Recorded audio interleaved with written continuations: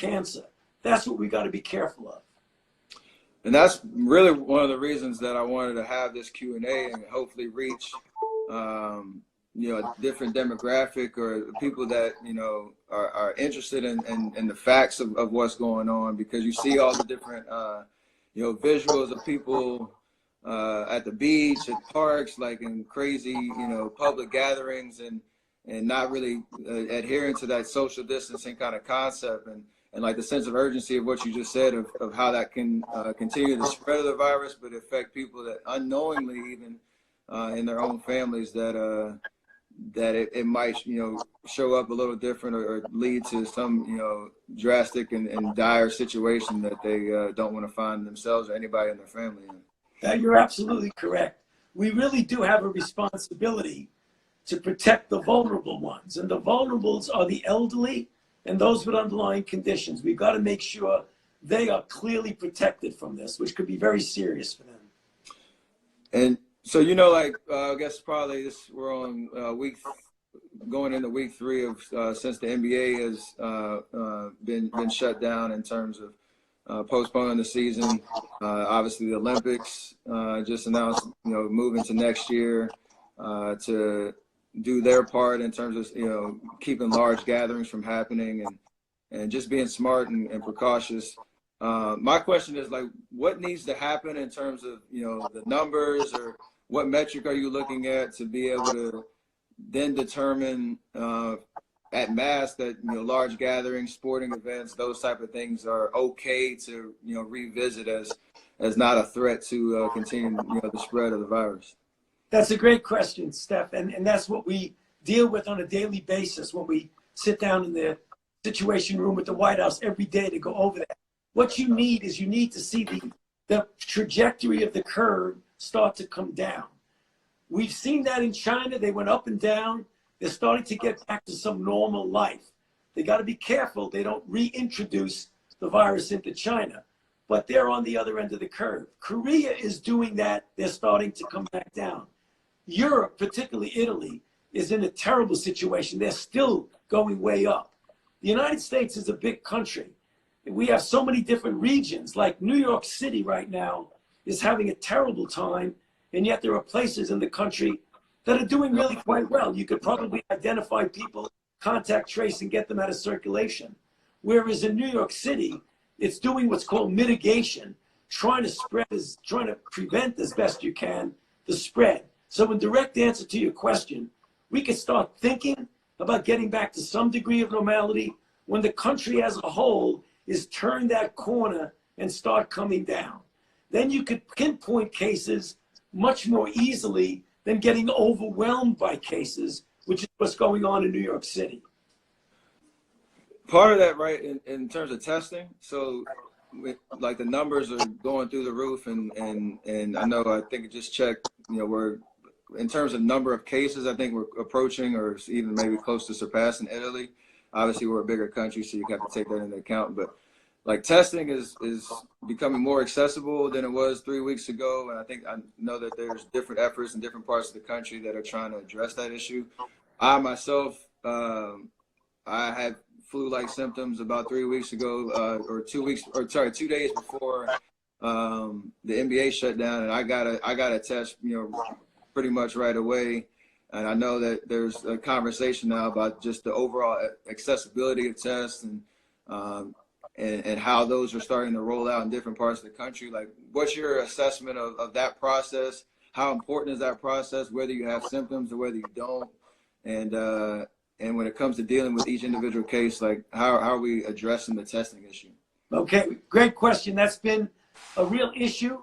Early on, several weeks ago, we were not in a place where we needed to be or wanted to be. We did not have as much accessibility of testing as we now have and that we will have going forward. Right now, there are literally hundreds of thousands of tests that are out there now, mostly because we got the private sector involved, of the companies who know how to make it and make it well, make large amounts. So we're going very much in the right direction. In specific answer to your question, you did the right thing. I mean, if someone right now gets flu-like symptoms, a fever, aches, and a bit of a cough, the first thing you do is stay at home. don't go to an emergency room because then you might be infecting others. Get on the phone with a physician, a nurse, or a healthcare provider. Get instructions from them what to do. And if available, you can get a test. But the critical issue is don't flood the emergency rooms. Stay at home. If you really are obviously seriously ill, then you've got to go quickly there. But if you just have aches, pains, and a fever, stay where you are, but contact your physician. So if you have those symptoms, right, now we have, this is one of the most popular questions that I received yesterday and up until, our interview started, where people really want to know, if you contract the virus, you quarantine yourself, you go through the recovery process, and then the symptoms either wane or sometimes you might not have symptoms, and the virus kind of passes through. What does it mean to be recovered, and can you get the virus a second time? And if yes or no, does that influence, how testing kind of goes in the future in terms of trying to detect an antibody, or even address like that conversation around herd immunity and how to really not let this be a cyclical thing that, or is it a cyclical thing in terms of what to expect in the future? Okay, Steph, you had 3 or 4 or 5 questions. I know, sorry, I'm okay. I'll go in. We'll start with the first one. Can you get the virus a second time? Let's keep it okay. going. Well, but let me get to the first one, which was also important. All right. So, if you're infected and you recover, the question is, when can you go out and be safe to not infect others? The general rule is you have to have 2 cultures 24 hours apart that are negative. That's what the rule is now. As more people get infected, that likely is not going to be feasible. So we're going to have to set some guidelines of days following the diminution of symptoms. We're not there yet because we don't know as much about how far out you could be shedding virus. First thing. Second thing, your main question. Once you get infected, can you get reinfected? We haven't done the specific testing to determine that. But if this acts like every virus similar to it that we know, the chances are overwhelming that if you get infected, recover from infection, that you are not going to get infected with the same virus, which means that you can then safely go out into the community and feel immune so that you can not only protect yourself, get back to work, get back to your job, but you'll be able to have what you refer to as herd immunity. Enough people who've recovered in the community, that gives the virus very little chance to spread rapidly. That's what's referred to as herd immunity. Okay.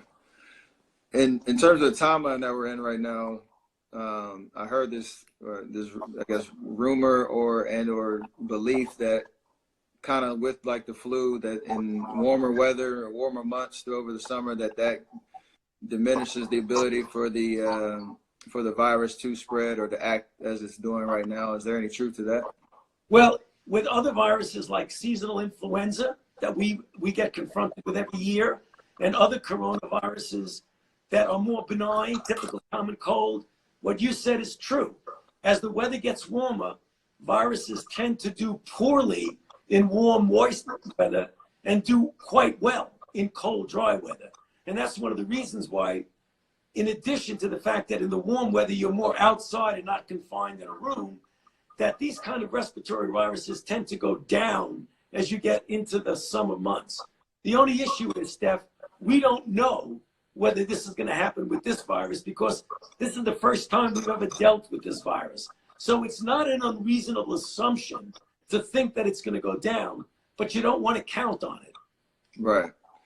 That's what I'm just thinking about from the general population standpoint in terms of how important, that social distancing effort is. Obviously, there's people that are in tough situations, having to make tough decisions, trying to earn, their income, whether they're in the essential services category in their industry and they need to go to work. Those type of things. Like, what's the risk of lifting those? Each city, each state is kind of dealing with that on a case, by case basis. But what is the serious risk of lifting those social distancing or shelter in place or stay at home initiatives too early, and that balance of where we're at with, shutting down the entire economy?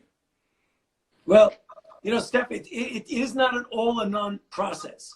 I mean, when you're locking down the way Governor Newsom did in California and the way Governor Cuomo's doing in New York City, that's the extreme. That's a heavy hammer on something.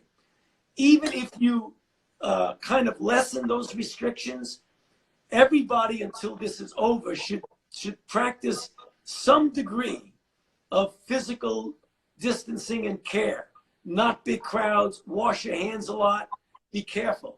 You can do that and still get back to somewhat of a normal life.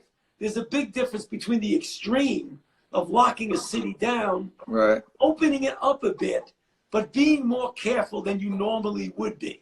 And I think there are places in the country now where you want to look at carefully and say, you know, maybe you want to pull back a little bit on the restriction, so long as you just don't let it rip and say, I don't care what happens. So right. you treat New York City a little bit different the way you treat Nebraska. I mean, that's kind of in the spirit of what America is in terms of we're not overreacting, right? I've heard that term in terms of, you know, people feeling, you know, threatened by the change in the reality, but there's no overreaction to this. This is a serious thing. You're absolutely right. We need to make that point. This is serious business. We are not overreacting. Can I go back to testing right quick? Because I'm Sure. watching some of the comments come in as we go. In terms of like just specifics on like the access to testing, like currently, just why I guess is it so challenging to get a test if you know you do have the symptoms, or to your point earlier about, you know, they're at a level where you feel like you need, you know, medical attention immediately versus, you know, your common, you know, flu-like symptoms. But if you want to go get a test, like, what are the things that are inhibiting those being accessible to the masses? Well, there should be nothing now that's inhibiting it, but originally the system, the way it was set up, Steph, was not geared to this kind of massive capability of instantaneously, safely getting a test, getting it done in a really good period of time, not days and days, but hours. Right now, the system is changed predominantly because it's being handed over to the commercial firms who know how to do it. Okay. It started off as a public health measure from the CDC. It now needs to be and is being handed over to the commercial group. And so you're, forgive my ignorance in terms of like you're testing the test to understand if you have the virus or not, and that's being rolled out. Is there another process of tests that are being developed to test the development of antibodies, and so we know if you've gone through the process or not? Sure. Like you said, you built up that immunity that you can start to understand the numbers of how many people have gone through that to get back to kind of normal life quicker. Steph, that's not a stupid question. That's a smart question. Because that's exactly what we are doing and what you need to do. There's two types of tests, and you described it as well as anybody. One, to determine if you are actually now infected. That's the test that people need to get screened. Another test determines if at some time you were infected. It's an antibody test. It's much quicker, it's much easier, it's much cheaper. Those are the kind of tests where you can determine out there how many people actually did get infected and recovered. A very important piece of information.